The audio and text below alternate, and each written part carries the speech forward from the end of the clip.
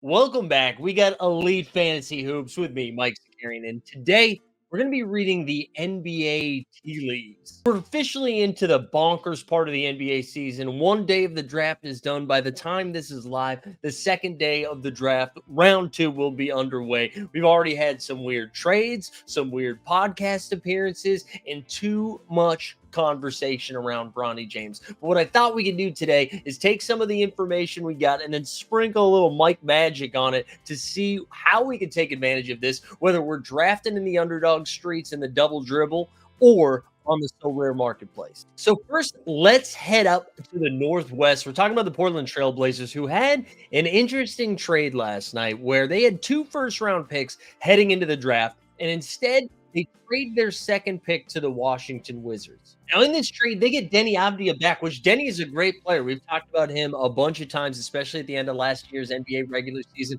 where he was cooking for us down the stretch in the so rare streets. But for the Trailblazers, who are a team that are most likely in tank mode, to get rid of a couple of first round picks this year's and next year's just to get Denny on a team that's probably not going to win more than 22 games was a little alarming. But for our purposes, the tea leaves we're reading comes from a tweet from Sean Hyken, who covers the Portland Trailblazers. And he tweeted, maybe the most accidentally telling thing that Joe Cronin, the general manager of the Trailblazers, said last night was, quote, "We've got to continue to build this talent base. We're committed to Scoot Henderson and Shaden Sharp being a massive part of whatever we're doing." Now, he didn't mention dominating DeAndre Ayton, but I'm less concerned about that. He didn't mention Anthony Simons. Now, Anthony Simons is a elite bucket getter, right? We saw him go out there and just get a ton of shots up, especially as the Blazers were starting to play some bad basketball down the stretch last year. Now, if Simons is on the move, that's exciting just from a basketball perspective. Like, what if he lands in Orlando or a team that just needs someone that can create instant offense? Again, like Orlando. That's fun for basketball. But for Portland and for our purposes, guys like Scoot Henderson, who had a real first season, right? Only kind of came together the last couple of weeks. And Shaden Sharp, who we've only seen highlights from because he just continued to get hurt last season and didn't get to play a ton of time. We might be able to get a super discount on both Scoot and Shaden Sharp heading into this next year.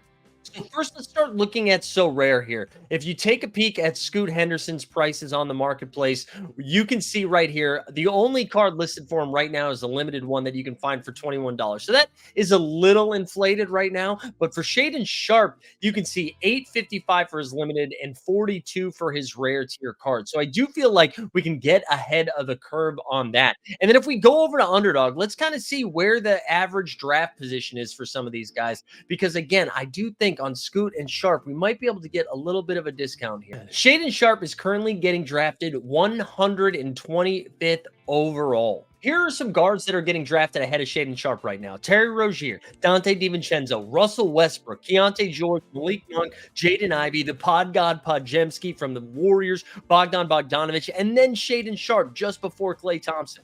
And when you look at Scoot Henderson, he's going 30 spots ahead of him. And he's going after guys like Cam Thomas, who we'll talk about in a little bit, D'Lo, which we don't know what team he's going to be on, Tyler, I don't play defense hero, Devin Vassell, Josh Hart, Austin Reeves. So honestly, after rattling off some of those names, maybe the Scoot number makes a little bit more sense. Now, Scoot coming off the rookie campaign, maybe he's got a little juice behind him that people are still excited he was the number 2 overall pick. But Shaden Sharp, I do think we can steal some real value for before everyone else catches on. And this isn't a guarantee Simons is going to get traded before the season starts. This might not happen till February, but it does feel like Portland is just at the beginning of making their moves. And yes, they added Denny onto the team, and that's going to make them more competitive, but he plays a different position. All right, now let's talk about the trade that just shook everybody up the other night. The Villanova Wildcats have relocated to Madison Square Garden to yell bing bong a few times a week. The Knicks traded so many first-round picks to just bring the vibes together, but honestly, from a competitive basketball standpoint, it makes a ton of sense. They now have a deep, deep rotation. I don't know which one of Hartenstein or Mitch Rob's not going to be there, but we're looking at Brunson, Randall, OG Anunoby re-signed, Mikal Bridges, Dante DiVincenzo, Josh Hart, Goose McBride, Precious Achiuwa coming back. So they are going to have a deep, deep team. And we know that Tibbs likes to play his guys a lot of minutes. I'm sure that will continue. But thinking about it from the fantasy perspective, I think I just kind of want Jalen Brunson. Now, this take might end poorly. By all means, Mikal Bridges could turn into the guy he was when he first got to Brooklyn, scoring like 35 a night. But we didn't really see a lot of that last year. And I think he's going to go back to closer to what Phoenix Mikal Bridges looked like. Maybe he'll still have some spike weeks for sure, but I think he's just going to be chucking a lot of threes from the corner and playing elite defense. This Knicks team just feels like a ton of elite role players, whether it's OG Anunoby, Mikal Bridges, Josh Hart. You'll have Dante that'll have those games where he knocks down 6 or 7 threes, but Brunson and then Randall to a lesser extent seem to be the engines that are really going to keep the Knicks cooking on the offensive end. And I'm not saying you can't play these guys. Like, for sorare, there's going to be week to weeks where it makes sense, but I'm going to wait till their caps come down a little bit, especially the Knicks, who are so inflated from their playoff run. And on the underdog side of things, I just think if they fall to me, cool, but I'm not going to be going on my way to secure them. And let me stress, I'm not saying the Knicks are going to be bad. I'm just saying from a fantasy perspective, I'm not sure if that's the direction I want to go. But I do know the direction the Brooklyn Nets are trying to go, and that is into the fucking tank. They are going to be doing whatever they can to raise the flag next April, and I'm talking about Cooper Flag, because they are going to lose as many games as humanly possible. And the only thing that I'm really interested in right now is Cam, I don't pass the basketball Thomas. Cam Thomas is going to take a million shots. We saw him go nuts the first couple of weeks of the season last year before all of the vibes fell off in Brooklyn. And now they moved Bridges. Cam Johnson is still there, but is he? It feels like he's going to get moved any day now. Nick Claxton did re-sign, so maybe we can look his way. But Cam Thomas is going to be the guy that I'm most interested in, at least at the beginning of the season, because here's the thing. If somehow Brooklyn ends up being competitive early on, get ready for Cam Thomas to have some sort of lingering hamstring issue and not play every single game. Because I promise you, Brooklyn didn't do everything they just did the last couple of weeks to not finish in the lottery this upcoming season. They are going to be bad. They want to be bad so badly that they paid 140 cents on the dollar just to get their own draft picks back that they traded. So let's go back over to Underdog. We'll see where Cam Thomas, he's getting drafted in that range that we were just talking about with Scoot Henderson, right at 89. And I got to tell you, I'm kind of a fan of this move right here, because I think I would take Cam Thomas over D'Lo, maybe even Tyler Hero, Devin Vassell, you know I'm a sweetheart for, Josh Hart, Austin Reeves. I think I'm going CJ McCollum for sure. So I do kind of like that quite a bit there for some Cam Thomas love. We can also go over to sorare and see what the price point looks like for him on sorare. I imagine he's probably already propped up a little bit. As you can tell, I haven't actually looked at this yet. So let's see what we got for Cammy Thomas kid. Cam Thomas right now, $9.95 for his limited, $49 for his year 2 rare tier card. So I do think, I don't know, maybe we get a few more Brooklyn moves, but I am pretty intrigued by the Cam Thomas stuff. And that's really it. You could, if you got Nick Claxton, cool. I wouldn't go out of my way to get Nick Claxton. I'm sorry, Nick Claxton. Ooh, I am for real. Yeah, we got another one of those Sorry, Miss Jackson Outcast references. All right, let's go to LA for a little bit, because Podcast P is going out of his way to, I don't know, maybe leave LA. Now, deep down in my heart of hearts, I think Podcast P is going to stay in Los Angeles. I know he's from there. He seems to like it there. However, there is a little bit of smoke. He is annoyed he didn't get that full max 4-year deal, and the Warriors seem ready to give him one if it's available. So if Paul George does go to Golden State, I don't really know what that package is going to look like or what that means, but it does feel like there's a way that we could capitalize, not on this from the Paul George side of things, but who's going to be left in LA, right? If Paul George isn't there, and are you like, is Kawhi really going to play 82 games? If you think Kawhi's going to play a lot of games, we could probably get Kawhi on a deal right now, because he's coming off the injury, right, where we didn't really see him in the playoffs for the last couple of weeks. He's currently being drafted 34th overall on Underdog for his average draft position, and he's going before guys like Dame. He's going after guys like Dame, DeJounte, Zion, Steph Curry, DeRozan. Honestly, that seems about right. The other guy, though, what about James Harden, who's going 48th overall in an average draft position? And if you don't think Paul George is going to be there, and James Harden, who is still up for a contract, so we'll see what that looks like. He's going after Franz Wagner, Fred VanVleet, Kyrie Irving, Kyle Kuzma. Where's Kyle Kuzma going to be? So I don't know. I feel like we might be able to get some love there on James Harden. And I mentioned Kyle Kuzma. With the Wizards moving off of Denny and drafting a bunch, like, they took 3 first-round picks in one of the worst drafts of all time. It's incredible stuff. Incredible stuff by Washington. But does this mean Kuzma's going to be on the move come All-Star break too? Something to think about, because we already talked about Bilal Coulibaly last week, and I know there was some hesitation around that, because they're like, is he really that good?